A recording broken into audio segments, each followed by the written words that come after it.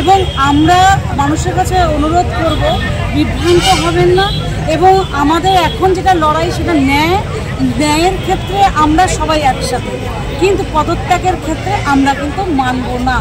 আমরা সিবিআই আজকে প্রায় 18 দিন হতে চলেছে। 4 দিন যখন মমতা বন্দ্যোপাধ্যায় পুলিশ 4 দিনের মধ্যে একজনকে, প্রকৃত দোষীর মধ্যে একজনকে তারা ধরেছেন, সেখানে 18 দিনে সিবিআই কিছুই কেন করতে পারলো না? আমাদের আন্দোলন সিবিআইয়ের বিরুদ্ধে আজকে এই প্রতিবাদ, এই রাস্তা থেকে শিলিগুড়ি রাজপথ থেকে, যে এতদিন হয়ে গেলেও সিবিআই কেন কিছু করতে পারলো না। আমরা তো সিবিআইয়ের কাছে বিচার চাই।